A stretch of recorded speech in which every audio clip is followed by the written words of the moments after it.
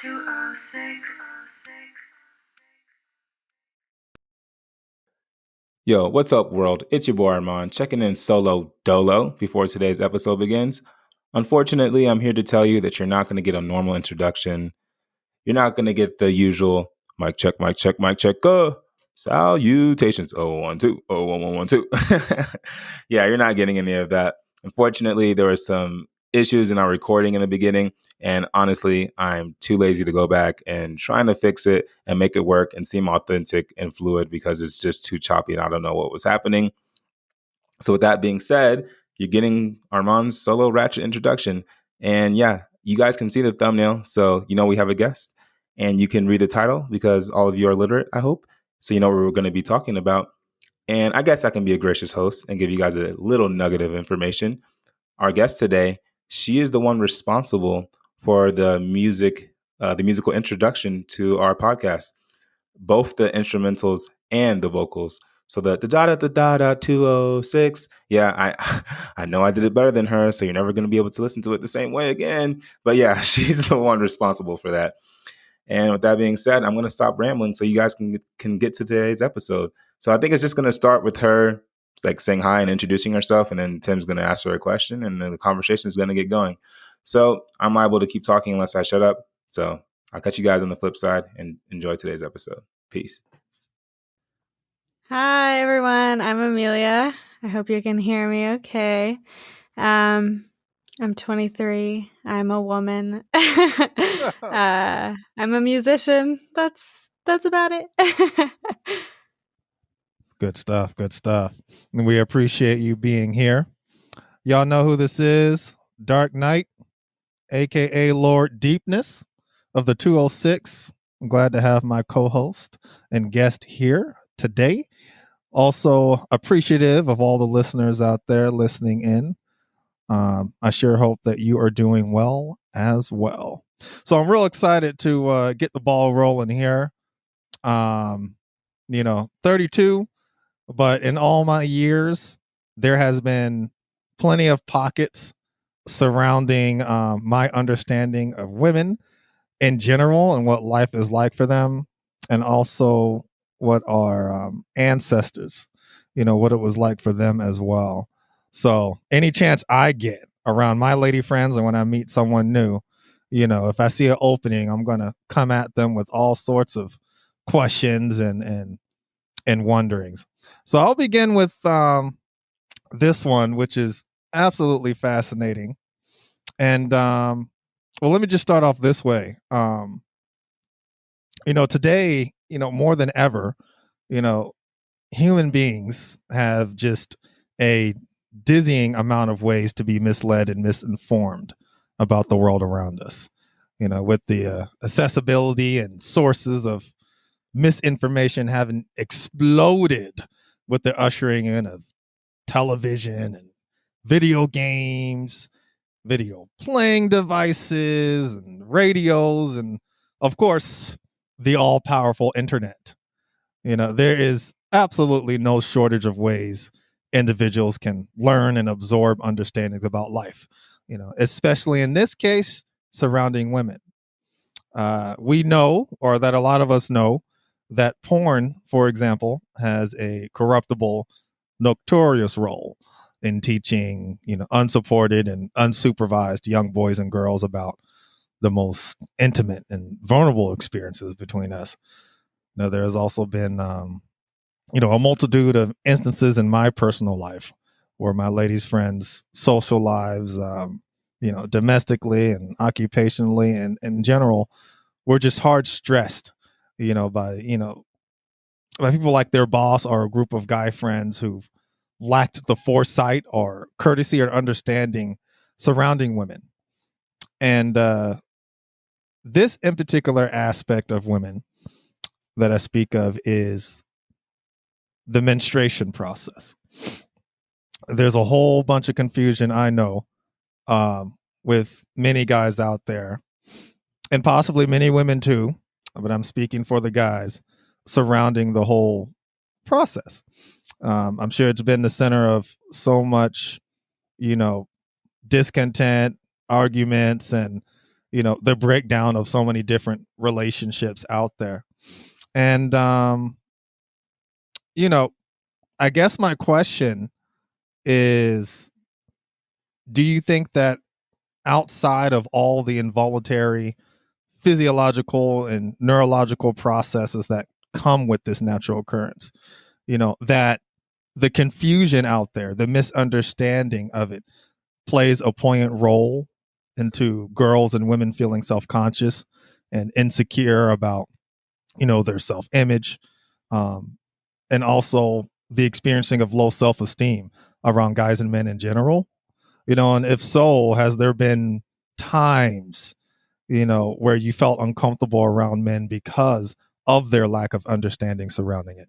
I'm curious what your thoughts and feelings are. Wow. That is an excellent, excellent starting question. Really just jumping right in. I love it. I feel like I could talk about this for days, but I shan't. No, don't censor Yeah. yourself, homegirl. Talk for days. You need to talk for days. Yeah. I think like with anything in this world, things that are taboo create a lot of self-consciousness, and periods and menstruation is definitely extremely taboo. And I think what's strange about it, about the fact that it's taboo, is that there's kind of like two sides of a period. There's like the actual like blood and like the physical, the actual period itself, and then there's all the emotional toll and the fatigue and the having to go into work, and like there's this whole other side of it that like when the entirety of menstruation is taboo, we can't talk about that second half. And that's problematic because I feel like I equate those things to like having a migraine or like chronic migraines where you have them like once a month or twice a week or whatever. And there was one math class I had in university where I didn't show up to class. And then the next time I came, because I had my period and I used to have monstrously terrible, horrible periods, vomit, just like the worst thing you could possibly imagine. And now it's much better through a lot of work. But I didn't attend the math class. And the next time I came in, my professor was like, "How come you weren't here?" He was super upset. And I just said, "I'm sorry, I had period pains and I couldn't come in." And he goes, "Whoa, TMI."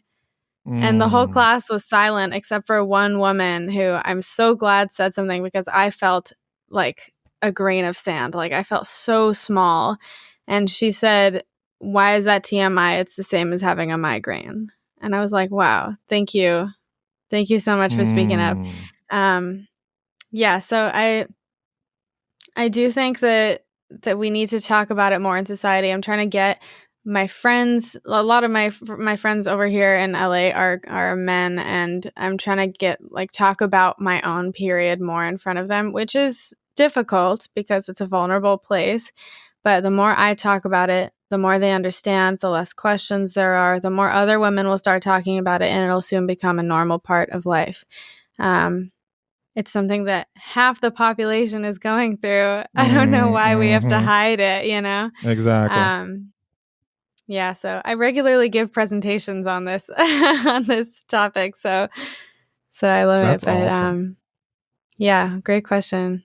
I don't know if I answered it, but No, you did a great job. It's interesting for me because when I think of taboo subjects, I don't understand how periods got thrown in there.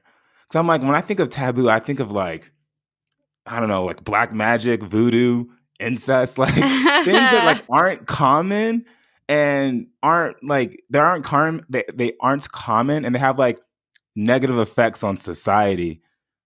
A period is neither of those things. It's, as you said, affects half the population. I don't know it's probably not 50-50. I think women actually are slightly more than men in the world. Could be wrong. I don't know. But point is, yeah, it's half the population experiences it, and it doesn't have a negative effect on society at all. Actually, it's the reason why society even exists in the first place. So I just don't get how it got lumped into this taboo subject matter. And it is interesting, and probably you sharing your experience with your professor makes sense why a lot of women feel uncomfortable bringing it up around pretty much other men in general. I mean, obviously women are comfortable bringing it up around other women, is because whenever they do, they get responses such as the one that your professor gave you.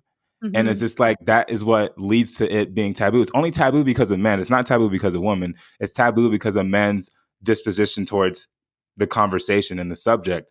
I don't know. It's never really been weird to me, and I don't know why. It could be natural. Could be because I just don't find any conversations weird. Could be because I grew up with around women, and I would hear my sisters, mothers talking about it, or my excuse me, my female friends always were comfortable talking to me about it. But it's always interesting. Like there's times where I'll be somewhere and I'm looking at a woman like talk about it, maybe with some, like if it's like at a party or some group gathering, and like you see a guy like listening and he's kind of like deer in the headlights. I'm like, it's not that deep. Like it's period, bro. Like, and it's interesting because you brought up the analogy of it being like the comparison, excuse me, of it being like a migraine. And I used to suffer from chronic migraines when I was a kid, right? And all I have to say is that like it's interesting. Let me ask this question to you, right? Because I know how I felt when I had a migraine, which was probably about once a month, but it only lasts like a day. Obviously, there's a range for how long women's periods last, but it's always longer than just a day, So it's like, for me, that one day, I couldn't be bothered. Don't talk to me. Don't bother me. I need people to cater to me because I don't feel like getting up to do anything for myself. And like my migraines were bad, right? So I'm just thinking for myself, and maybe this is, a segue into another conversation.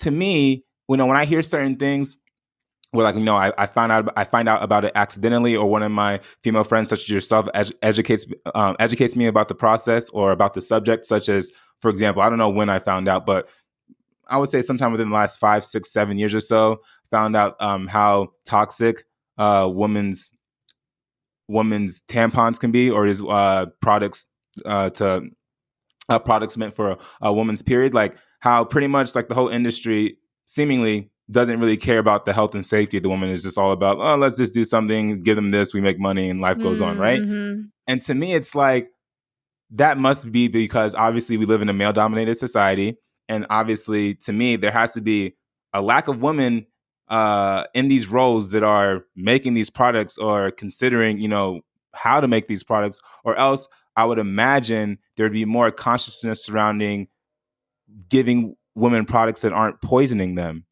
And to me, it just shows an utter lack of like care and concern for women, because we're not thinking about it from the context of, oh, how is this best going to help and serve them? We're just thinking about it from a materialistic perspective, like, oh, just do this is cheaper, give it to them, and whatever. And the other thing I was going to say, and let me know how you feel about this, because sometimes you hear mixed responses to something that to me seems like very obvious.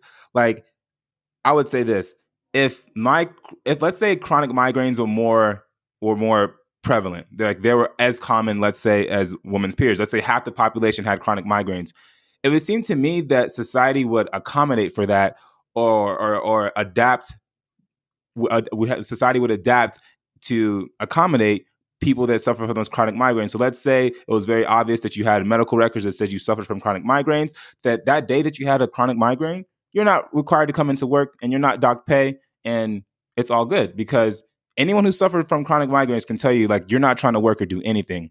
Likewise, it just seems to me that, especially, again, we know it's a spectrum. Not every woman has a devastating period. Some women aren't affected that much by it, and they can go about their day relatively normal, right? But it seems to me that, let's consider the workplace or even school, that there should be consideration and accommodations in place to where, hey, if you're a woman and you're going through your period and you don't want to come to work, like, why are you forced to? And sometimes, if I, and not, I wouldn't say this is definitely the common, this isn't the prevailing thought, but I hear some pushback. We're saying, oh, we don't want like, differential treatment, and it's fine, like we're strong. And like, I can understand where that sentiment comes from, but it just seems to me like it's like a sentiment that's more so birthed from the lack of consciousness and recognition surrounding like something that's like so obvious. Like you shouldn't have to like feel like you don't want differential treatment and just to come in and work when clearly anybody, if men were in the same position, were going through something similar, it would just be understood like who's trying to do this. Like, so to me, it's like very simple. If we can have a sick day, right? Because hey, if I have the flu or if I'm, have a tummy ache, I don't want to come into work. Then if a woman's suffering, like you said, you had pretty bad symptoms when you were younger. If a woman's going through something like that, like how come our society doesn't have things set in place to where we show that we Exactly. understand and have Exactly. a consciousness surrounding it. So Excellent what are your thoughts on question. that? Yeah. Wow. Lots of thoughts, lots of things. Excellent points. I really love it. Loving the conversation. I have a couple of things that I think are worth mentioning. One is regarding the human cycle. So, based on my research, I like to do a lot of research about like Eastern medicine or like traditional Chinese medicine versus modern Western nutrition and science. I'm reading a book about the marriage between the two right now, and I'm not studying it, but I love to research it on my own time. And one thing that I've learned is that men renew on a 24-hour cycle. Go through your day, exercise, eat, whatever, sleep, you're ready the next morning for a new day. Women function on a 28-day cycle.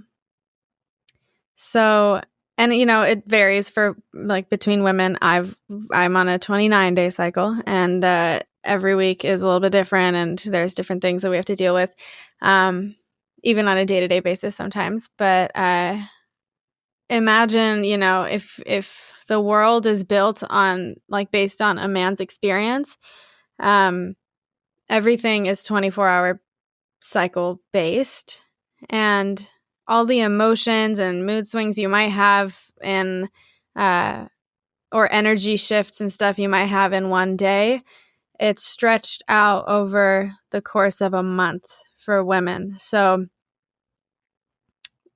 the workplace is one place that I think about that is so not built for women, like the idea of a 9 to 5, 5-day a week job, or school is the same thing.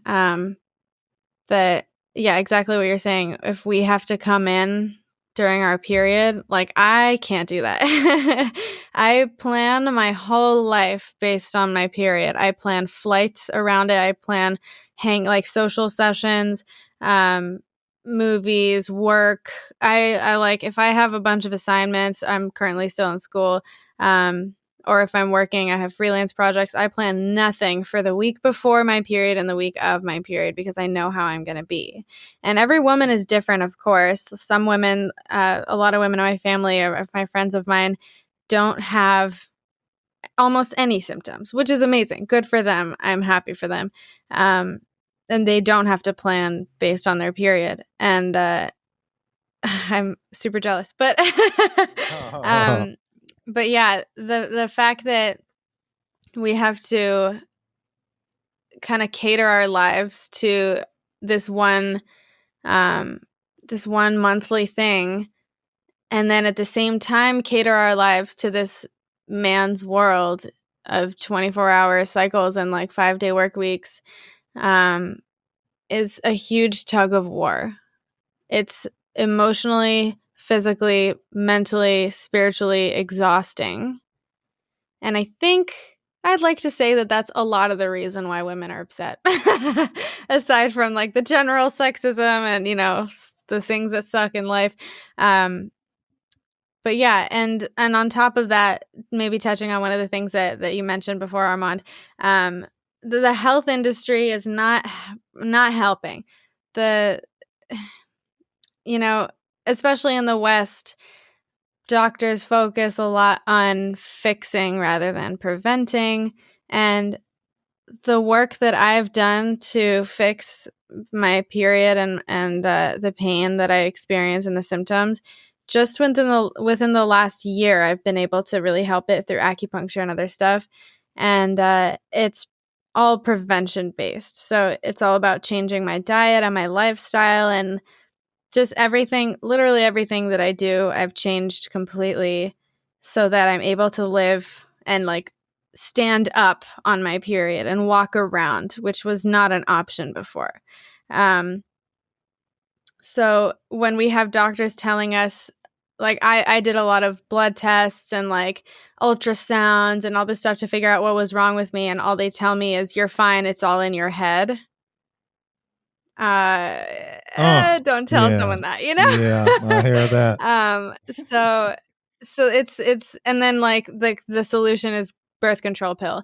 I'm violently Crazy. opposed just for myself. I'm not, like other people can make the decision, and I have plenty of friends and family who are on birth control pills and like it works for them. That's excellent. But the idea of taking a pill every single day for me is not okay, because I used to take painkillers to deal with the period pain, and it like messed up my whole system. And yeah, so it's for every single doctor, I've seen at least 7 doctors who've told me the same thing. It's not helpful. It adds to the stress of it. And then on top of that, we have the first thing you mentioned, Armand, which was toxic shock syndrome, right? Like tampons being unhealthy and damaging, and just honestly putting anything up there is not great unless it's organic or whatever. But yeah, that all the, not all, it used to be all of the products that were made for menstruation were, first of all, not plenteous, but also are not healthy. And it's because they're created by men, and that just makes no sense to me. That's crazy. It is crazy. But now there's companies like Thinx and other companies that are run by women, that make, they're trying to elevate menstruation, and they have like period underwear, which is absorbent and washable and better for the environment, healthier for women. It's like 100% cotton. Reusable, so you don't have to throw things away. And then they have different things called lily pads, which is like a cross between a pad and a period underwear, because it's cloth, but you just like button it onto your underwear. It just, now that women are being given the opportunities that they weren't before, to enter the workforce and be entrepreneurs and engineers and creators, the rest of the female population is benefiting. Therefore, the male population benefits as well. True that. I have some more thoughts, but I wanted to ask Jason. We haven't heard from him yet. If he had any thoughts on what's been discussed so far. Well, checking in, Jason. Good afternoon, everyone. Curious, Amelia. If thank you for sharing, and I'm sorry about some of those experiences from my male kindred, and our ignorance and chauvinism, our sexism and oppressive attitudes frequently that we perpetuate against our mothers and our daughters, relatives. So I also wanted to ask you, in light of, you mentioned giving some talks or presentations around the subjects, and perhaps for speaking on some of those. So my question is in 2 parts. One is, what else might you share from some of those presentations that you're giving around this reality? And also, what does the education look like to empower young women to, in their own way, to learn about the process? And then also, what education process, what can I as a man do to educate myself, educate my brothers, so to speak, to honor this sacred reality? Yeah. Thank you for sharing and asking. The presentations that I give are really just kind of everything you shared right now. They're not for men or women; they're for men and women, and the kinds of things that I talk about or discuss are both ways that women can make their periods more comfortable, more easy to do, like to continue life normally through the period, and adapt to a certain lifestyle it's more long-term health, as opposed to like in the moment when you're having pain and fatigue and other symptoms. And for men, it's to educate on like the female experience. I mentioned earlier just that every period is totally different, even for one woman at different times in her life. And so the presentations are kind of just like explaining the realities of menstruation. It's helpful. There's also like some myth busting. Like one thing that makes me laugh every time I share it. A lot of men I have learned think that period blood is something like you can hold, like urine. Like you Right. can hold your pee and just wait until you get home and then you pee. But like period blood is not like that. Oh, you mean hold like hold? Like I hold thought your. you meant like hold like. Yeah, me too. I've I never was in heard that like before. no, seriously. I was in that base state of I've mind. I'm never like heard that before. picturing my hands. I'm like, really? Men are so stupid. True that. Yeah, no, No, I'm like, yeah. why are men? I'm like, yeah, it's like I'm thinking like, yeah, it's blood. It's a tangible substance. It's like normal. It's like blood, you know. But do you mean like hold Yeah. like? I'd Yeah, they never think heard like you that can before. hold it. Like when you get your period, just wait till you get home and then you can have your period. It's Yeah, not that's like it's like I did. It's so it makes me laugh a lot. It just for anyone listening who thought that it's a leak. It's like not something that you have a muscle that can control it. It just happens, and like that's why we stain things, and that's But anyway, They're probably like, it's like a nosebleed. Just throw your head back, just I throw your legs up in the air. It'll stop. you need Hang upside down. It'll be good. you need some Kleenex. The splinters, right? Oh man. Yeah, yeah, this is like one of the things that I share in the process of the presentation. But yeah, it's helpful to get like for men to get an understanding of like how complex and multifaceted and just like there's so many things that go in. This is like a 30 slide presentation, and each slide has so much information on it. And yeah, just to gain some understanding and compassion, and even some like social things, like what you maybe should and maybe should not do when a woman is on her period or is not, and you want to ask a question about it. Like don't ask specifically like what is your flow like, but instead ask something like, when women are on their period, what is the experience with this? Is it difficult? How can I help? Like, do you need like a lot of my female friends are like, I need chocolate, just bring me chocolate. And I'm like, no, I need donuts. Bring me donuts. So when people ask, it makes me feel accepted and cared for and stuff like that. So, yeah. Yeah. Every 29 days, donut friend arrives at your door. I know. It really is that way. It really, yeah. I have one more thought surrounding periods, and then maybe unless Jason or Tim or yourself had something else they wanted to say, wanted to transition into another topic. But I just find it really interesting, and again, I think that one of the biggest piece of evidence that we live in a male-dominated society is how we approach women's periods, because I think men, from my personal perspective, my personal opinion, I think men have a very hard time collectively as a society celebrating things that we don't think need to be celebrated, regardless if you truly think about something objectively, if it should. Now, I'm not saying that we need to have a festival on the streets, every month to celebrate a woman's period, but I think that there needs to be a certain amount of reverence and respect and deference shown towards it, where like it's more than just showing a certain level of consciousness surrounding it, such as maybe adapting our society to, again, accommodate women's periods to a certain degree. It'd be more than just that, because that is like a practical element of it, which to me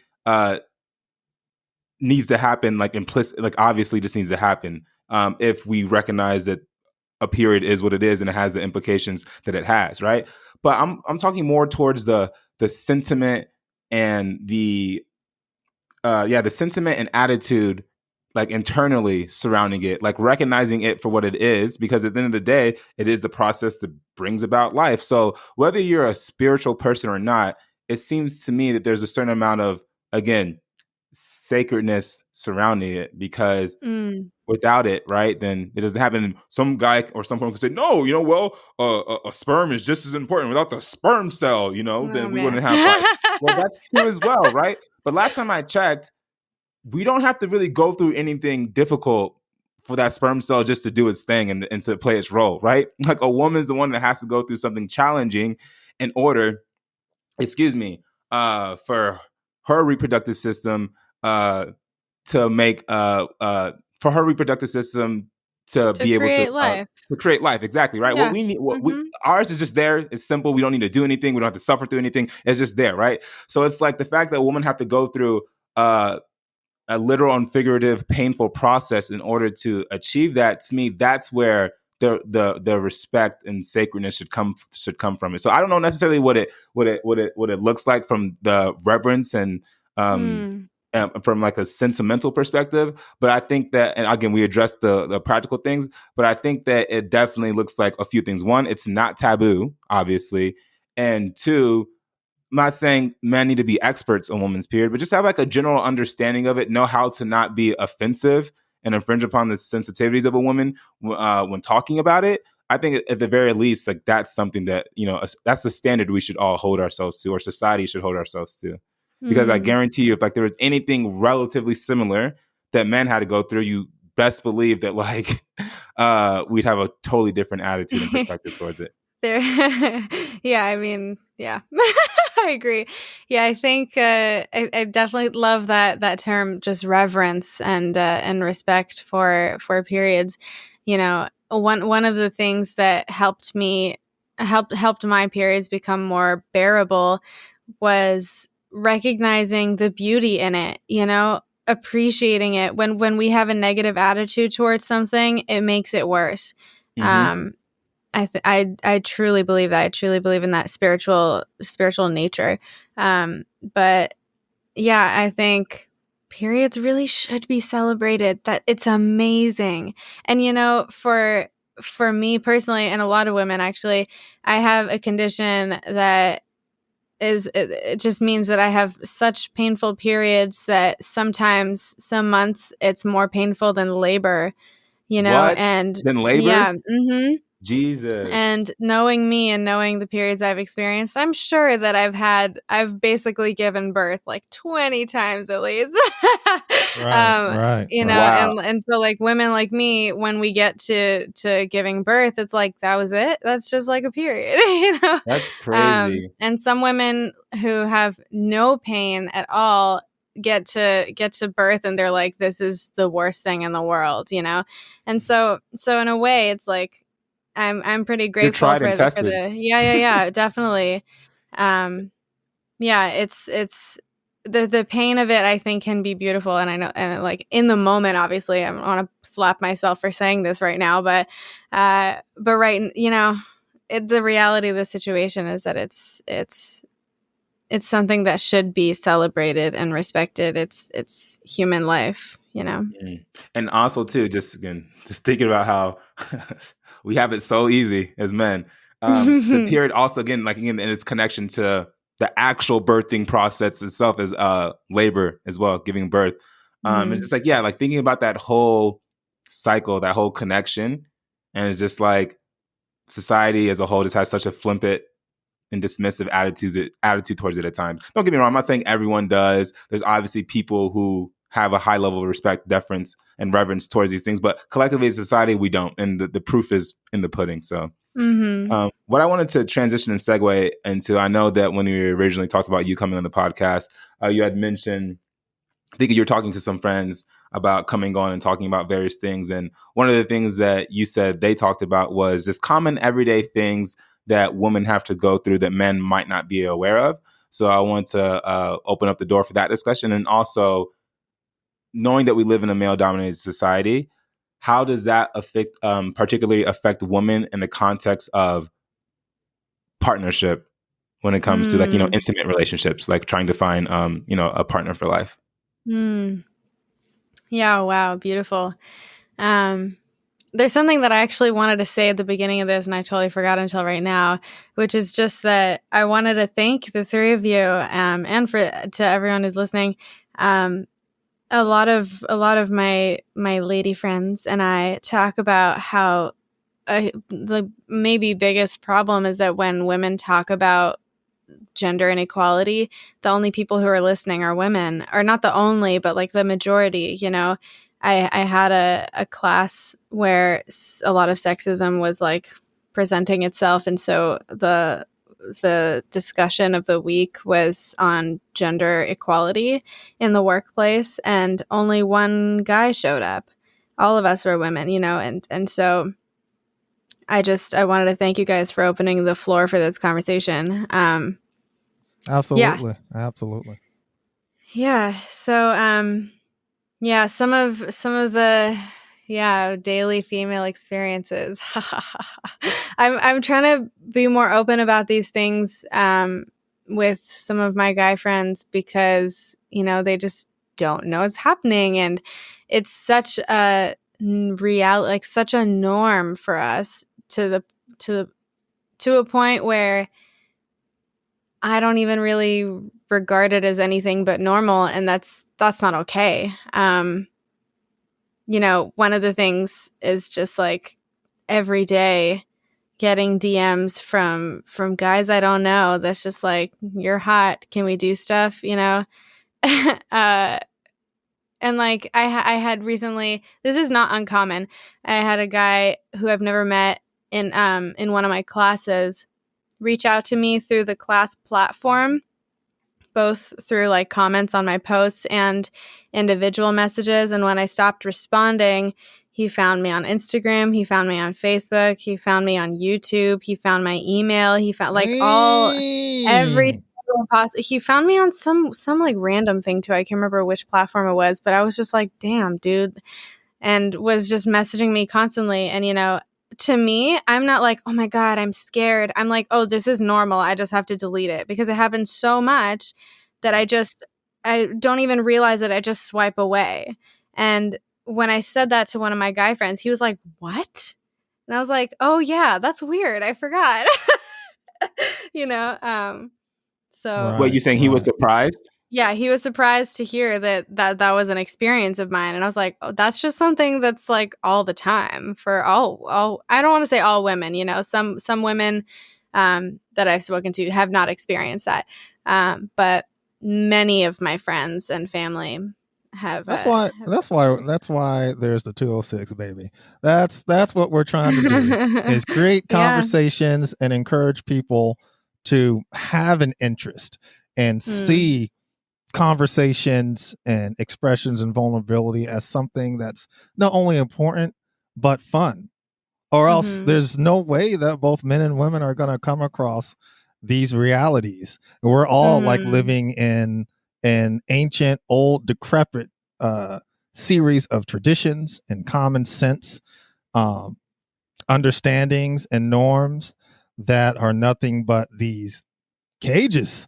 You know what I'm saying? And we have no idea. We're going by each other side by side, working and cubicle next to one another, and shopping next to one another, and we're just light years away from our impressions and ideas of what he or she is going through. And that's all it takes is a conversation, and for both parties to be willing listening. Bonus, if there's curiosity and interest in it. But it's just perfect example just goes to show how little we know. So, I'm glad those instances happen. I wanted to say before too that you make a point to mention that this isn't just a woman's issue. This is both of our issues, which is very important because it underlines interconnectedness as a foundation and understanding life, especially its many misconceptions, myths, taboos, et cetera, et cetera, et cetera. Men and women are caked in existential and internal similarities and differences, caked in stereotypes and stigmas and norms that exacerbate understandings about something so important as menstruation. Men were very prideful. We're concerned about looking good and being tough. How many layers, are we dealing with that prevent us from being anywhere close into a position to truly understanding the multifaceted issue of menstruation, emotional, mental, and physical. So, I just feel like deep, meaningful conversations are like the great equalizer. There's not too much expense tied to it. You know what I'm saying? It doesn't require too much of a life or death emotional, mental exercise, to at least begin to exercise. So, it's absolutely fascinating. And, our education system hasn't changed since the Industrial Revolution. It is instructional based. It is very old, and it's like a major system that's contributing to this misinformation, surrounding male and females. So I really feel like the programs and presentations that you give, that you're a part of, as well as the research that you do recreationally, should be something we should see as a no-brainer in our educational system. Yeah, definitely. It shouldn't be where we hear every once in a while a study or a lifestyle in a different country, is exactly the way, it should be. And we're like millions of miles away from it here in this country. So, I definitely appreciate you reiterating the fact that this isn't just a female issue. This is male. We're just as much a part of it, as, the very process that you guys hold every day. Yeah, definitely. So one thing. Oh, go ahead, Tim. I was No, going you're to good, add, bro. because I had this one big thing I really wanted to know, and we've touched upon it in different ways and side corners. And I'll begin this way. In a book that I recently purchased in the last 5 years, it's a psych book. I've learned that 60% of the world are visual learners. And in my own personal experiences, I know just how dominating looks, appearances are in our society, and how through advertising and marketing and a host of other social trends throughout history, appearances have often played a huge role in social acceptance and self-esteem. I often think about my high school days and remember, definitely more so in retrospect, how obsessed I was over how I looked and how others thought of my appearance. It was so bad that in hindsight, if I took all that time and energy I spent doing that and diverted it to like focuses and thoughts and feelings that are healthier, who knows who and where I'd be today. So throughout my life, I also came to understand that there's a standard of beauty out there in society that definitely puts an unapologetic pressure on women, men too, but not in the same way. And this pressure is to look a certain way in order to be accepted, in front of others and in a variety of circumstances. I've seen many of my lady friends go through so much suffering and toil, spending so much time and money trying to look a certain way that they don't necessarily want to, because they're trying to avoid some form of rejection. Dating, jobs, public places, et cetera, et cetera. So, along with what thoughts and feelings Armand proposed, I'm also super curious that with looks in mind and a lot of the unfair standards of beauty that are out there, have there been times in your life where you felt unnecessary pressure of discomfort and and looking or going out to dress in a certain way because of outside receptivity, and if not, what do you think of these standards out there? Yeah. Big question. There's kind of two things I think of. One of them has been something, I've thought about a lot in my life. But the first thing I'll say is something I learned super recently, literally on Sunday, I think, is when one of my friends told me about it. And I was like, dang. Do you guys know about the concept of the male gaze? GAZE? I do not. I like the sound of that, though. Okay. So I literally just learned about it, as I said, so I may not do the definition justice, but as far as Really? I didn't. It's apparently something that's like really present in like art history, something that is studied a lot in art history. But the male gaze is if Armand, if you could like look up a definition as I try to explain it myself, that would be great. Sure thing, I got you. Yeah. So as far as I understand, the male gaze is is the perception of men, kind of. So like when a woman is like when I'm dressing up for a social gathering, subconsciously or consciously, but usually subconsciously, I think, what would men find attractive, and I dress that way. Of course, that's like the most basic, superficial version of it. There's also like, how do I feel? Am I bloated? And like, do I want attention? And all this stuff. But at the most basic level, it's what do men like? Okay, I'll dress like that. And then there's the female gaze. And you would think that the female gaze is men going, what do women like? I'm going to dress like that. But men have created, this is what blew my mind. Men created both the male and the female gaze. Mm-hmm. That's so women think to themselves, what do men like? I'm going to wear that. And it's like short shorts or like whatever. And men think to themselves, what do women like? I have to be buff and aloof and pay for her meal, and I have to do, like just be all these toxic masculine things. But that's not what women have been asking for. And, you could argue like in some ways, yeah, women want someone who'll provide for them and stuff like that. But for the most part, the superficial things that we each seek to impress with were created by like in the minds of men and have not been something that comes out of the female perception. Did you have something you wanted to say, Armand, or no? I mean, I always have something to say. No, but I think that what you just explained has so many deep implications. Oh, yeah. Because even if you didn't understand, even if you weren't conscious of let me take that back. Even if you weren't familiar with the term the male gaze, you clearly just spoke to the fact that when you were younger and growing up, you lived your life, I'm not saying their entire life, but to a degree almost, but you based a lot of your decisions based off the male gaze. Definitely. From like age 12 onward, that was it, Which has a huge, and it actually is a good segue into a question that I want to ask you, because to me, that has implications specifically in regard to how you identify with your own femininity. Because it's like, you're not, the criteria for your own femininity isn't based off of what your own unique womanhood.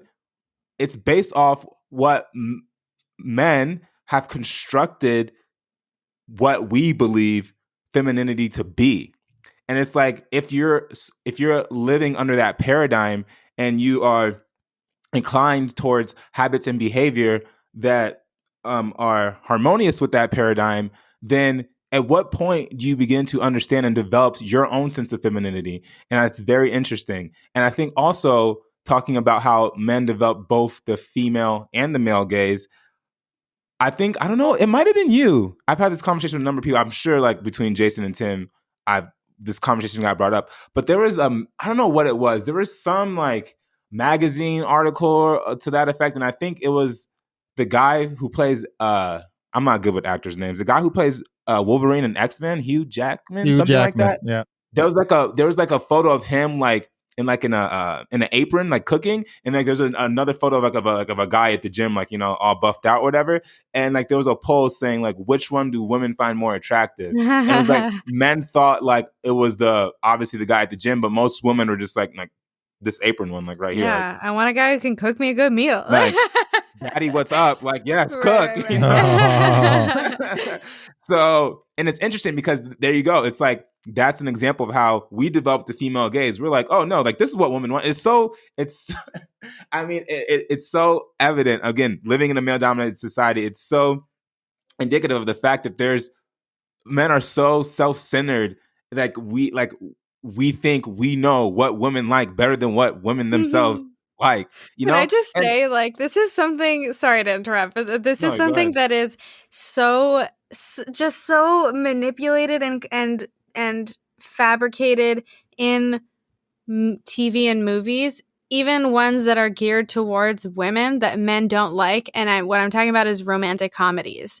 You know, like the idea that it really frustrates me. The idea that like that the woman is like, no, I don't want you. And then the man is like, if I try really hard for a long time and do all these subtle little things or do a big romantic gesture, then she'll want me. And then at the end of the movie, she does want him. And you know how often that happens in real life? Almost never. And you know who creates romantic comedies? Men. You know, and it's that same thing that's like, I'm going to create this fantasy that I like, and then it just brainwashes so many feelings. So let me ask you this question. I have many questions actually, because me and Jason about a week ago we were speaking along similar lines with some other friends. We were in Albuquerque, and he brought up some things that I found very interesting. So not to speak for him or put him on the spot, but I would like to, when I ask you this question and you give your thoughts, I want him to be able to speak on it as well. But before I get there, I want to go back and ask you that question, and you can use whatever criteria you want. You can use the criteria that you were subconsciously living by when you talked about, like, you know, the male gaze, or you can use your own newfound criteria that you may have. So my question is this: when have you least felt like a woman, and when have you most felt like a woman? Oh, wow. That's a great question. You know, I haven't thought about it too deeply. I mostly feel like a human, you know, and I feel like that sounds like I'm making a dig at women or at your question or anything. That is not my intention, but I don't pay a lot of attention to that kind of stuff. But I'll try to think of something, and I want to say that femininity to me is the mother instinct. It's you know, I think like I feel most like a woman when I'm babysitting, when I'm like I babysit these kids every Tuesday and Thursday, and when one of them comes to me and gives me a hug, I feel like the most like a woman. It doesn't matter how I dress. It doesn't matter. It's more about the qualities of being and the reactions to everyday things that make me feel like a woman.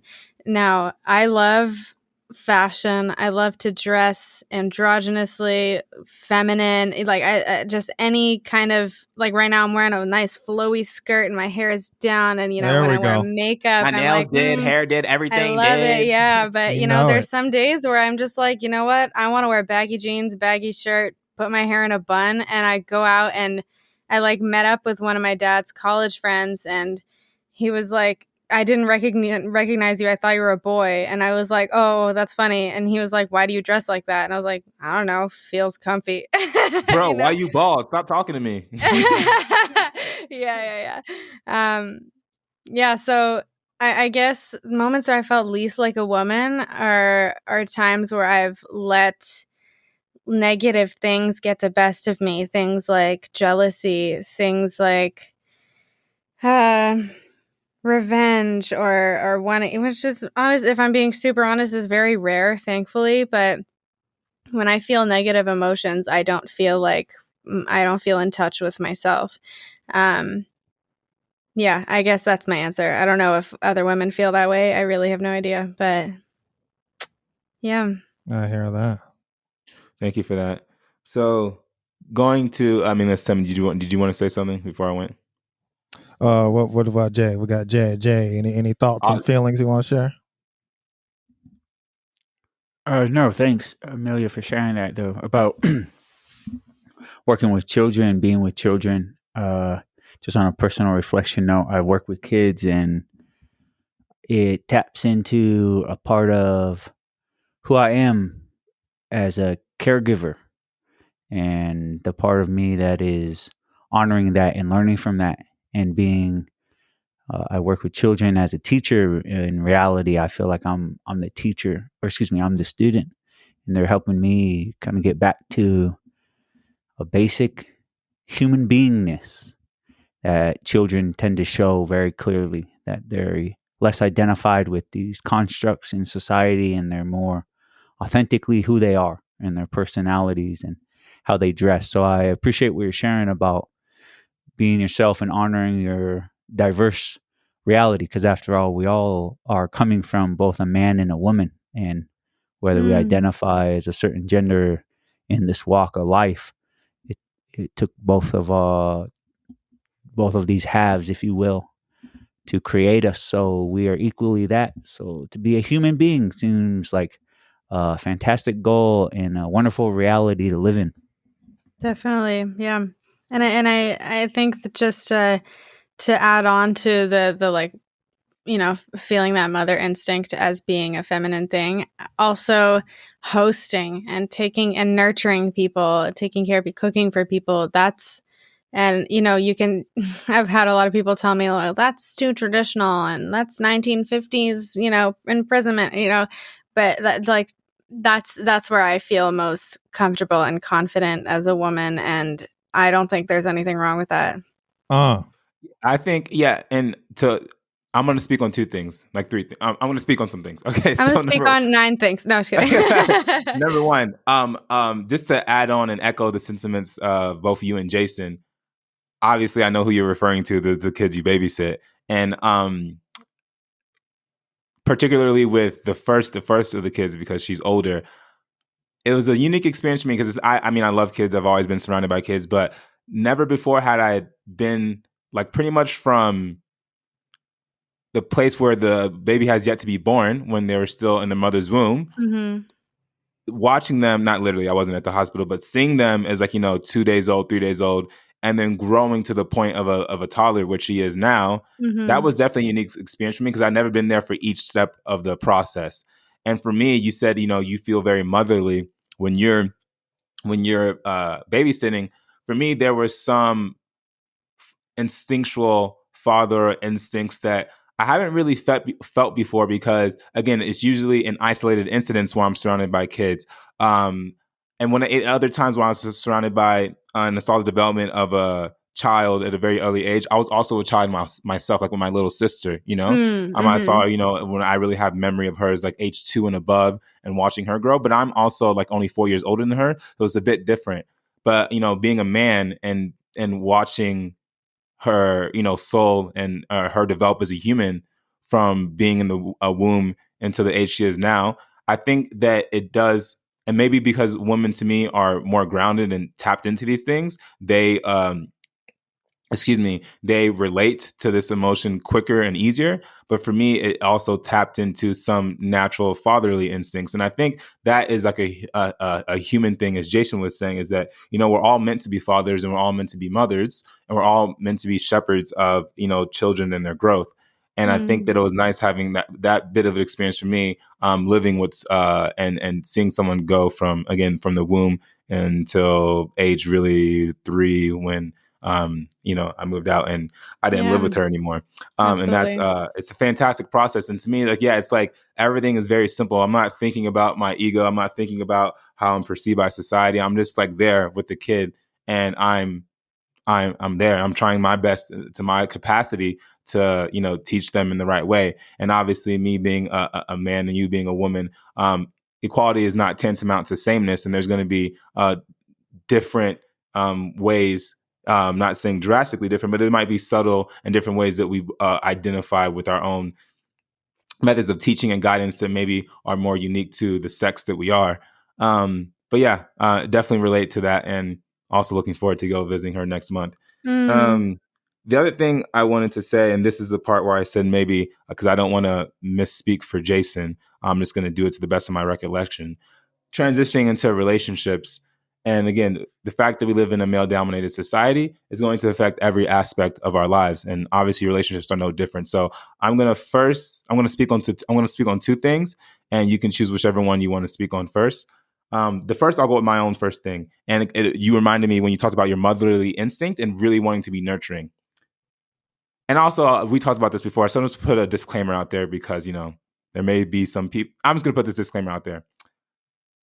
When you're talking about a certain issue, it doesn't mean that other things don't exist. So what I'm trying to say is obviously right now we're talking about how certain aspects of living in a male-dominated society and living under these current conditions that society has pretty much given to us throughout its maturation through history has made it so we don't live in a fair and equal world. It's just, to me, it's self-evident, it's obvious, and there doesn't really need to be like a conversation surrounding whether or not we live in a equal society. It's okay, we don't, and how do we progress from here?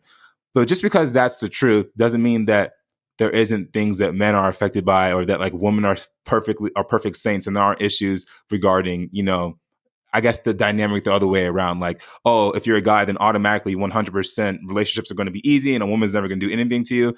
So obviously those things exist, but when we're having a conversation about this, we're having a conversation about this and not about that. So, you know, what I'm trying to say is us speaking about these things isn't to ignore the fact that there are things that men go through. It's just that right now we're focusing on women and those things. So I just want to say that before I get into what I was going to say. Thank That being you. said, one thing that I personally see, and I've seen it since maybe let me go to middle school and beyond. When you see certain relationships where a woman is clearly head and shoulders, I don't what contemporary saying I want to say, out of a man's league, or clearly the more mature and developed one, or clearly the one that's putting in more effort into the relationship. What I see sometimes, or what my own armchair psychologist's perspective on the matter is oftentimes it's like it must be this motherly instinct that is the reason why this woman is staying in this relationship so long and developing on this dude's growth. Because otherwise, I'm trying to see like why are you here? Why are you staying? Like, this is not a reciprocal process. They are not giving to you what you are giving to them, and this is clearly presenting a lot of challenges for yourself. Yet you stay. So I'm not saying this is the only reason. There can be insecurity reasons and a whole host of other things. But one of the factors that I think is affecting it is that motherly and nurturing instinct that isn't unique to just child rearing. I think it's present within women in general.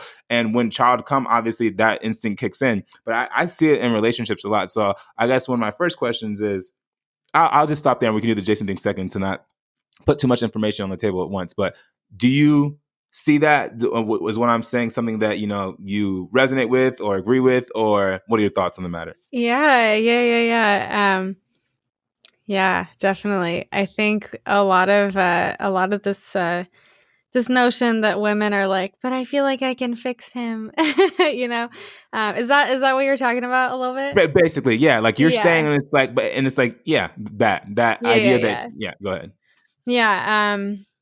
I mentioned before rom-coms and just like the messages that they give. I think that's so the reason. I mean, I'm sure there's other things, but I feel in TV and film that's where that idea is really pressed into our minds. For So, sure. like with the bad boy type, like I had a teacher who was like convinced in high school, who was convinced that every woman goes through a bad boy phase. Some of them never leave it, blah blah blah. And I was just like, you know what? I don't think so. I personally never went through a bad boy phase. I was always into the guys that were like more effeminate or like nurturing or nice or whatever. But that's not to say I didn't go through the I feel like I can fix him thing. And I think this is rooted in at least for like today and this time period. When we look at movies like The Aristocats or Yeah. kids movies, what's the other one, Lady and the Tramp? I realize this all has to Yeah. do with animals, but like, that there's like the male protagonist is like this kind of aloof, like cool, doesn't have a home, he's just like a stray, he's a bad boy. Right. And the woman is like so perfect and beautiful that he's like, wow, I must have her. And throughout the whole storyline unfolds, and by the end of it, he becomes an indoor cat or an indoor dog, and is becomes like an aristocrat, That's right. That's right. And just like puts this idea in the minds of women that like through your nurturing nature and your loving help and your therapy, you can make any man excellent and perfect for you and stuff like that. And there's gender implications with all this stuff, but I think ultimately relationship problems don't have too much to do with gender and have more to do with being in a relationship when you're not personally whole and ready, but of course there's things that have to do or like problems that stem from gender inequality and misunderstandings. Yeah, I'll go ahead and take a back seat instead of bring up that thing. If Jason wants to bring up his own subjects, I'll let him do that now instead of and also Tim, if you wanted to say anything. Yeah. Jay, do you have any more thoughts and feels? How much time do we have, Armand? Because it's about an hour. We wanted to start wrapping 30. it up. No, we got about 30 minutes left, roughly. 30 minutes? Oh, shoot. Look at you. Yeah, Jay, any more thoughts and feelings? It was like 30 minutes. Oh, sugar. Go ahead, Tim, please. Sorry, I had to unmute myself. Yeah, so there's so much surrounding relationships and understandings of the female reality and experience in general. There's just so much to unpack, and every recording we do, it's like we approach the first hour, and it's like, damn, already, dang it. But going back to the appearances, because I feel that's just so obsessive. I can only speak for this country, this society. It's so debilitating. It's so restrictive, especially with the unique pressures and restrictions that women have to go through as far as looks are concerned. And it's so tied to, what it actually factually, realistically means to be a woman, and outside tied to so many just misconceptions and misunderstandings surrounding it. And every time I get into a conversation with my friends about, how should we hear from the world? If you guys hear a ring in the background, that's my fault. Is the ringtone overpowering here? I don't hear nothing, bro. You good? No. You don't hear nothing? Okay, good. I feel every time I have the conversation about what are everything we need to do, Tim, to like just fix the world and heal the world. And my first statement is, you got to understand, first of all, this is a multifaceted issue, and that there's many things that need to be happening all at once. And I really think some of the most important unpackings that need to be done, any actions as far as contributing to a better future, is everything that can happen on a social level. And if anything happens institutional wise, that it's created to, in the best way possible, to attenuate and cultivate and nurture the better parts of human nature, whatever that looks like, whatever that means. And I think some of the most important conversations that can go down and talking points is the differences and similarities surrounding men and women. And I guess I can only speak from my own experience. menstruation is never talked about. When I get together with most of my male friends, that's not comes even close to what we want to talk about or what we're most passionate about, you know?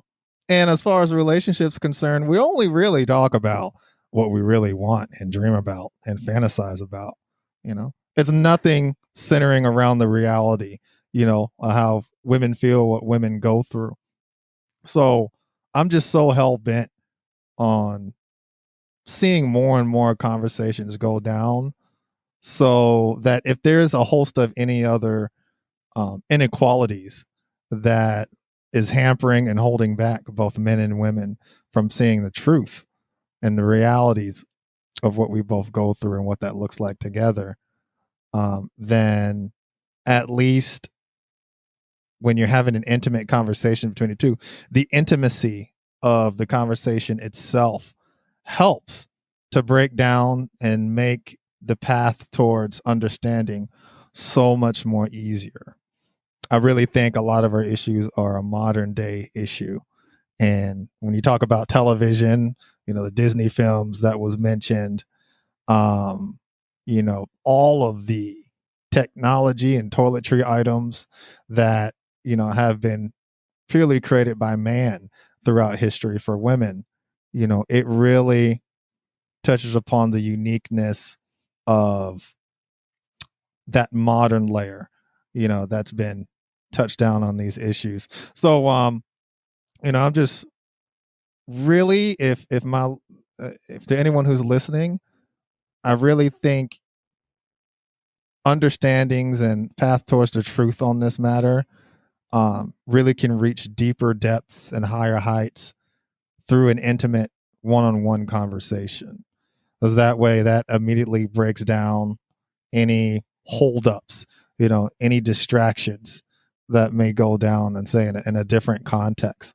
But I think the road to true understanding on an emotional and mental level is through deep, meaningful conversation. So, I really appreciate the things that you're doing just, recreationally in your life, Amelia. I mean, that's the kicker. We don't have to, you don't need a degree, you don't need a label, you don't need to be under a rooftop for things to be okay to talk about. It really should be second nature, and there should be a lot of passion and interest surrounding this.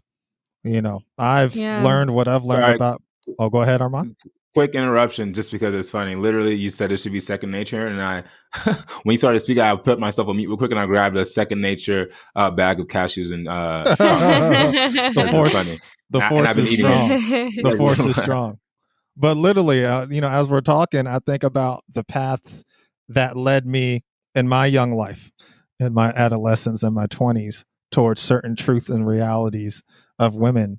And, it came at odd juts and bumps and just weird ways that if I was surrounded by, people and having more deep, meaningful conversations with positive support structures and people, that I would have happened upon the reality much quicker and maybe in a healthier way. And I wouldn't have gone through so many bumps and scars till I finally learned the truth, and it was through television, playing video games, trying to size up and turn a phrase, trying to show off in front of my friends.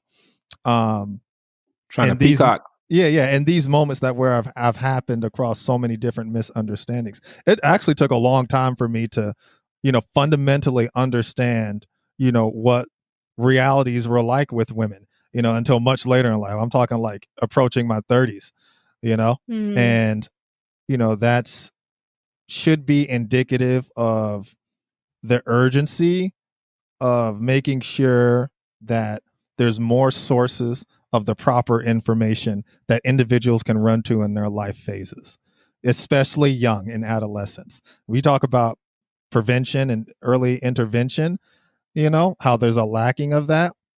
Absolutely and most definitely. So you really got to treasure these moments and talks when they happen everywhere between people. Yeah. They go a long way. Yeah, I had a professor tell me that he attended a bunch of talks at the beginning of, or not the beginning, I guess, during when the Black Lives Matter movement started to get like really, I don't know if this is the right word, but popular, I guess, or common among white people. Last year, that he started to attend a lot of things just to learn, and he started to learn so much, and he felt like it wasn't enough, that he decided to call one of his Black friends and just say, "Can you tell me your experience as a Black man?" Perfect. And apparently his friend talked for like 2 hours, and my white professor is just sitting there listening, and like, that's all, just listen.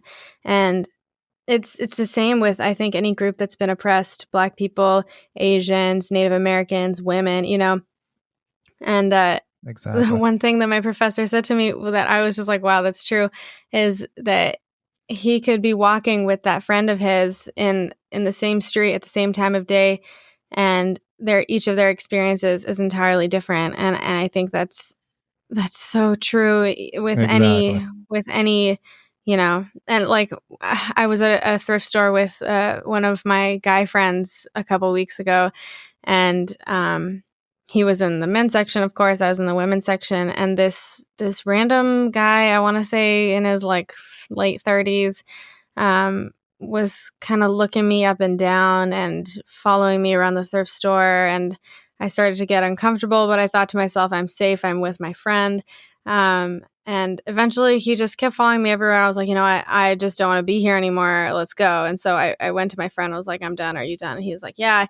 And when we were in the car driving home, I said, did you notice that guy?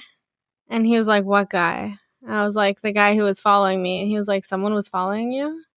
And I'm not expecting him to like always be on alert to look out for me. Right. Who's, but just like that's that experience that like, we were both in the thrift store. We're both just shopping, but I was feeling harassed and stared at and like a doll, and he was just shopping, What type of doll? No, I'm joking. Yeah. So Fascinating. there was when Go ahead. No, go ahead. There's one thing kind of regarding this that I wanted to bring up. Earlier in the call, we were talking about the differences of just like some of the female experience that men don't realize. And we actually touched on this topic a couple times in different ways, but I wanted to, this is one of the things that one of my lady friends brought up to me, of like dressing up. And I'm not talking about dressing up to go to a wedding or like a fancy thing, just wearing clothes to go outside. That it's a huge process. And, I feel like women get made fun of a lot for like, oh, it takes like 3 hours for her to get ready and whatever.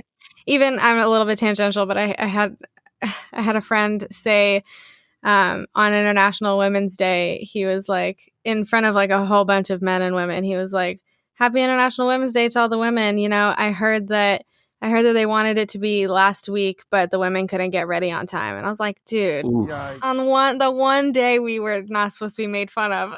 But anyway, yeah. So I'm not going to talk about like why it takes us so long to get ready, because that's a total myth. And can I ask a question? Yeah.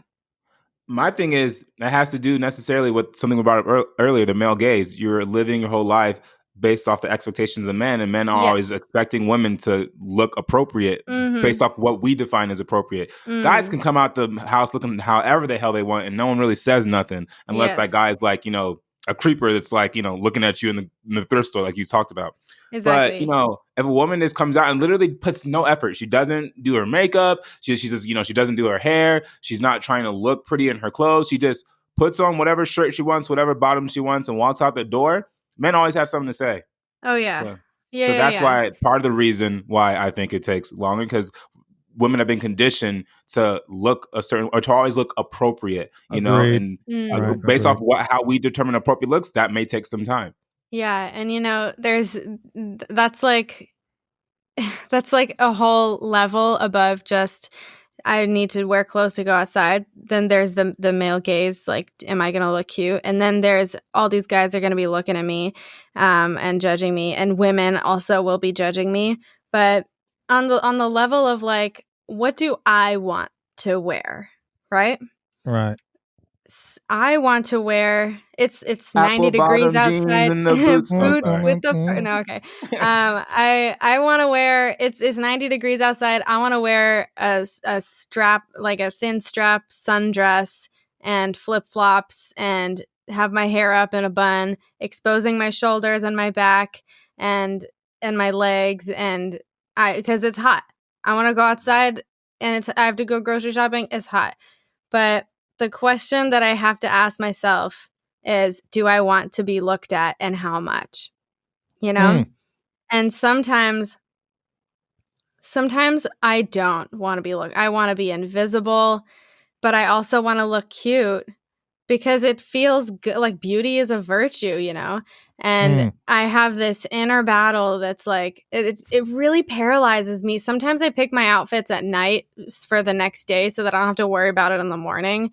But like, I have to think, like, am I prepared to try to ignore men really staring at me while I walk from the grocery store to my car, looking me up and down, whistling, saying nice boots, but I'd like to take them off and see your feet. Like, that's literally happened to me. Okay? I've heard that. Oh my god! I've heard that that's too.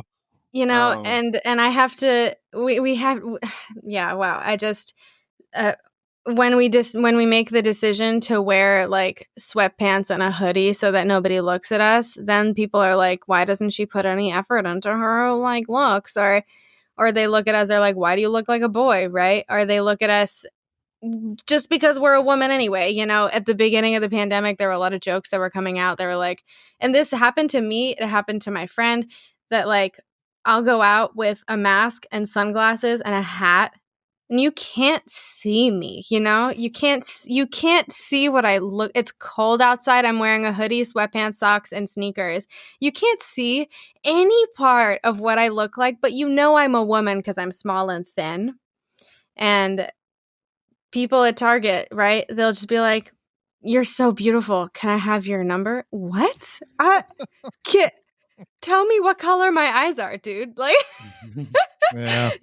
it just that Thirst is real. like, going outside is a hassle. And then I don't wear makeup. I don't really enjoy it. I like occasionally will wear eyeliner or lipstick, but it's too effort for me, and it's too much effort for me. I can't be bothered. But then for majority of women who wear makeup, then it's like, what do I wear? And do I wear makeup? Do I want people to tell me, wow, you look so tired. Did you get enough sleep last night? Or do I want people to be like, why do you put so much makeup on? You should show your real face, and not be embarrassed by the way you look. It's just like, well, I just want to wear clothes and go outside. It's funny because it's like the irony is like, it's so like the irony is that the amount of ignorance and how unaware the guys are when it comes to what they're saying, because they can contradict themselves literally in 2 seconds. Like one guy can like look at a girl, be like, "Oh my god, girl, you're fun. Can I get your number?" Say whatever, right? Catcaller, say all this stuff, right? And then literally 5 seconds later, another girl can walk by, like you said, sweatpants, hair in a bun or whatever. Like, "Oh man, why don't you put some more effort into what you're wearing, girl?" Whatever. And it's like, maybe because I don't want to be catcalled like you just did to that girl 5 seconds ago, dumbass. It's like, like they're completely oblivious though, and that's like the irony of it all, is they aren't realizing that, like, how often they contradict themselves with what they say, or how not necessarily contradict themselves, but how based off what they say and how they act, how it puts women in an impossible decision where they have to choose pretty much, in which way do I want to be harassed by a guy today? And Exactly. option A or option That is B? 100%. That is the feeling. Even today, I had the exact thought. Was just like, do I want to be harassed a little bit or a lot? Like, can I handle it today emotionally? Am I gonna punch him in the face? Like, I'm on my period today. I might have low tolerance. I might stab you. I think another irony is the fact that it's the path that leads men, but in this specific case, just really men, into all these misunderstandings, and then the suffering emotionally and mentally afterwards, that women have to go through. Um, a lot of it is, I've used this term before, subtle, is that if they were key structures and life experiences that took place before such an occurrence ever occurred, the way they were supposed to, education, whatever it is, that such a situation just wouldn't exist. It wouldn't occur at all. And then on the other side of it, when you guys go through the things you go through because of these things, it's such a domino effect. It exacerbates and makes whatever else you're going through worse. All the other stigmas and stereotypes worse. Your emotional state of mind worse. But it stems from one thing, that one instant of misunderstanding.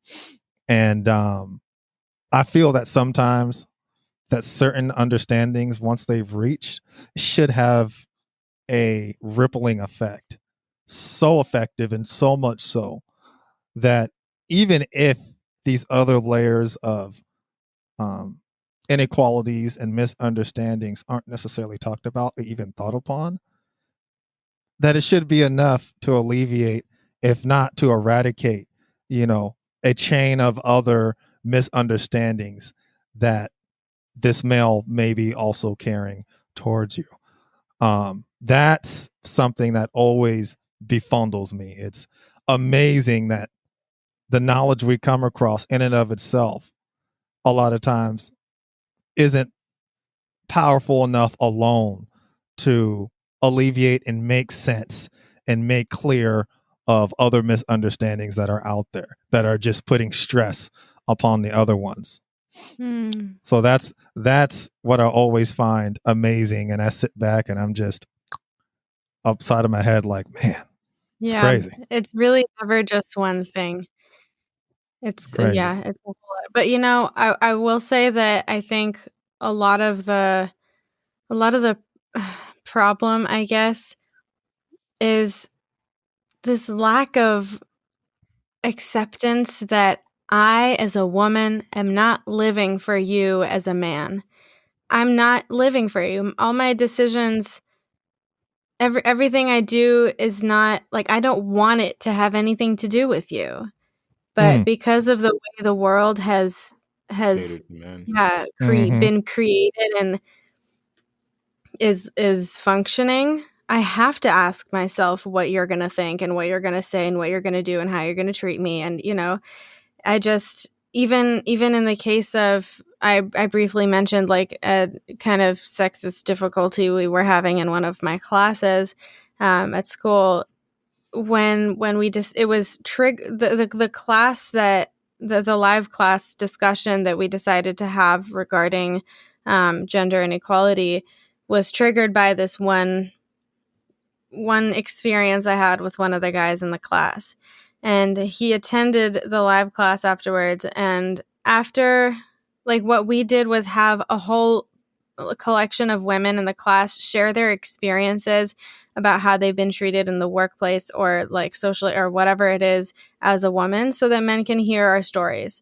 And at the end of it, and it was beautiful. It was truly beautiful. Every single female experience, distinct and exquisite and painful and beautiful. And at the end of it, this guy just says, I just wanted to let everyone know that, like, I'm really sorry. The reason that we're having this whole discussion is because I said something to upset Amelia. And I was like, that is wrong. Like, sure, you triggered the discussion, but this is something we need to talk about in every space, and it's not about you. And he was like, I said, this isn't about you, this is about women. And he said, no, I'm saying that, like, you're understanding me wrong. I'm saying that this particular class is because of what I did. I'm making this all about me. You don't get it, Amelia. Exactly. I'm trying to And tell you it's because of me. Exactly. And, you know, I just eventually gave up. I was like, ladies, can you say something? You know, it won't get in the heads of a lot of men that like Nope. this doesn't have this is it's not about you personally. It's not about you personally. Mm-hmm. It's about when like think of like I try to say this to my white male friends because they're just the least oppressed group in society, that if you've ever felt discriminated against for any reason, being tall, being short, wearing glasses, whatever it is that is so small but you were discriminated against, that is a blessing. Hold on to that feeling. Don't ever forget it, because there are some people who go their whole lives feeling this way, never endingly. Think about Black women. Black women, arguably one of the most oppressed groups in society, just a lifetime of never-ending discrimination. And you're going to tell her there are so many opportunities for you these days. You can't say that. You just dig back to that one time you were discriminated against and remember that and have that compassion and empathy. We're not asking you to change the way you are. We're asking for your help. We're not trying to offend you, upset you, tell you you're bad. We're not trying to condemn anyone. We're asking you to be allies. We're asking you to speak up in moments where our voices are not being heard. Perfection, indeed. So I know we're going to get into wind down here. I'm just going to give my final thoughts and then pass it over to you guys. One thing I wanted to say, but I didn't want to interrupt because you're in the middle of saying something, Amelia. When you're like, sometimes, I want to go out and I want to feel invisible, but I also want to feel cute at the same time. Just like immediately in my brain was like, Invisigirl, cute but unseen. That's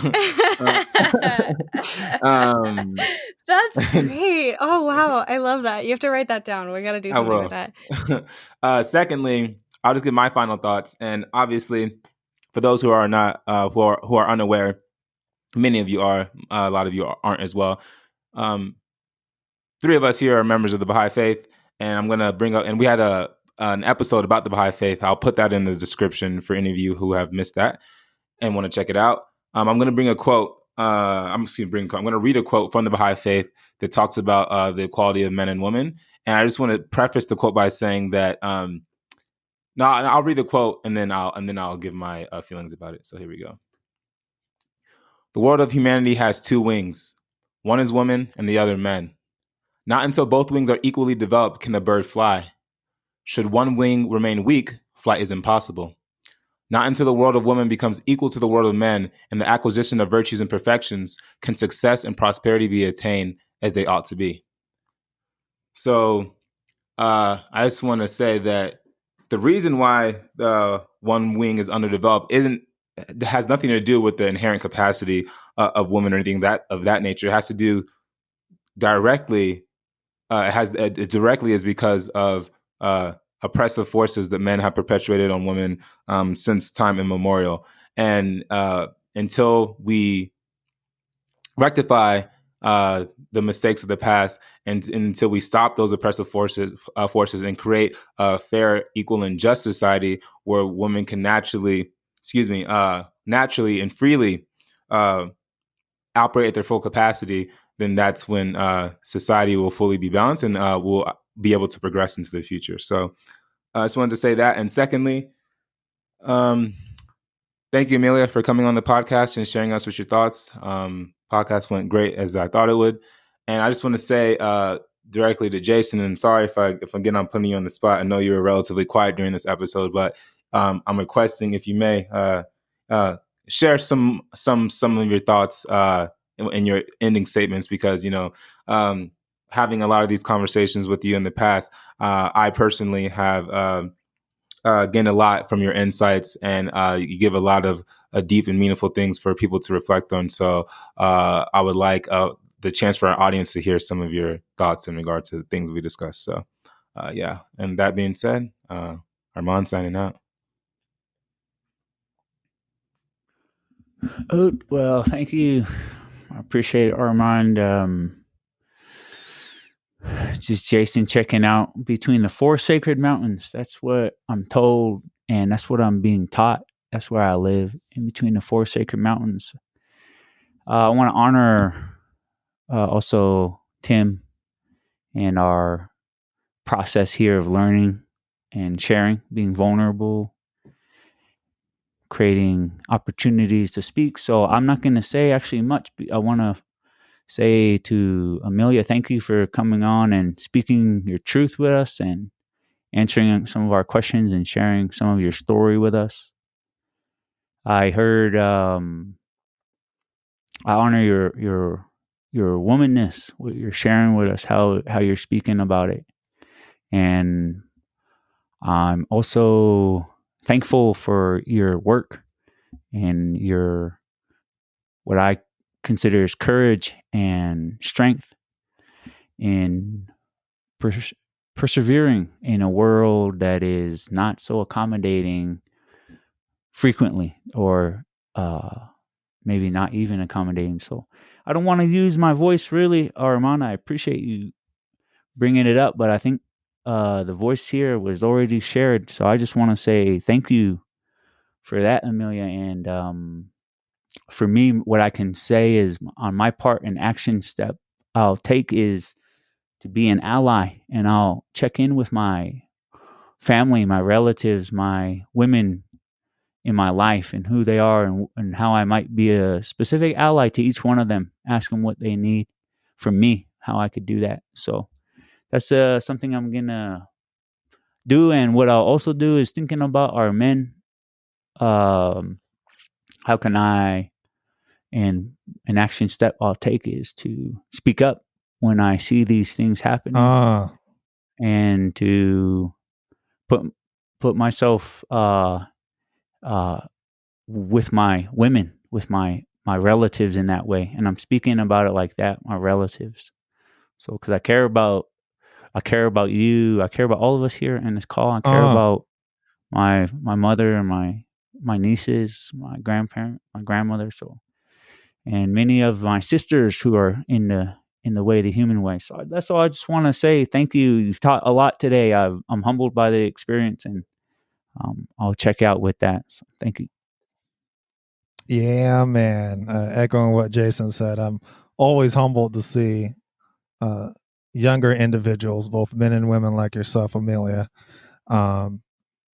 exercising positivity and trying to leave their positive impact in the world, playing your role into making a better future for our entire species.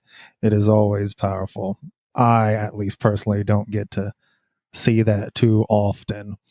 Mostly a lot of adults trying to hold the torch through the wilderness here.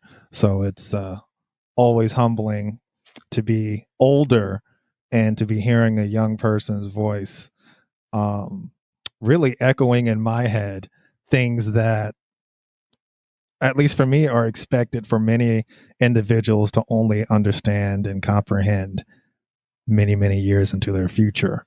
So it's nice to see this information belt being impacted and absorbed by the younger generations when I hear it. So yeah, I definitely appreciate that. Thank you, Jason. Always for your contributions, of course. Like the fan base says, there's always a unique couch that needs to be placed when listening to you open your mouth. Armand, of course, I've had the opportunity to know since childhood, and his ability to attract all sorts of wonderful people, especially as guest of the podcast, is unparalleled. So, old saying, you are the company you keep. Oftentimes, a lot of information that can be revealed about who you are by the people you are surrounded by. So we like to appreciate and thank our co-host for that as well.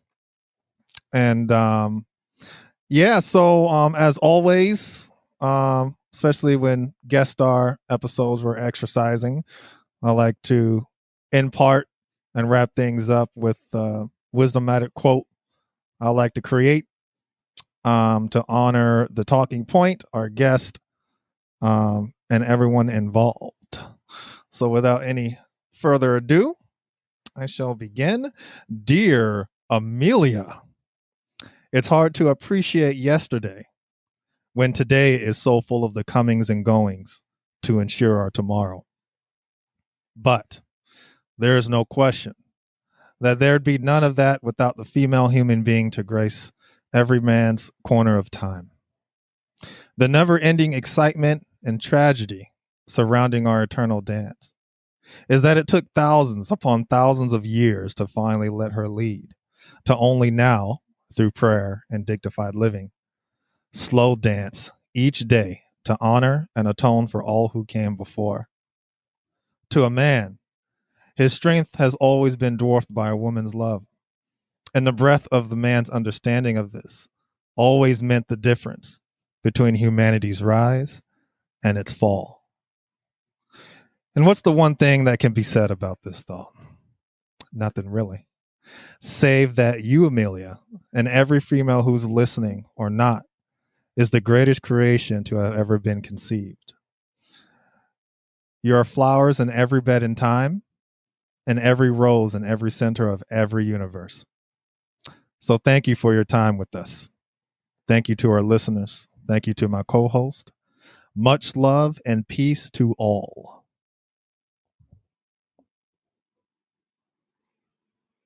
Am I supposed to say something? Yeah, you close this out, homegirl. Okay. I wasn't sure. Thank you. Thank you so much for having me. I feel so uplifted after this conversation. I'm sure those who are listening will feel the same. I hope that the three of you also feel the same way. Yeah, wow. I don't really have any more words. I think we talked about so much that is so essential to talk about. And I truly just feel, especially after what you said, Tim, that was really beautiful and uplifted me a lot. Thank you. Thank you for listening. Thank you for talking. Thank you for sharing. And go listen to my music.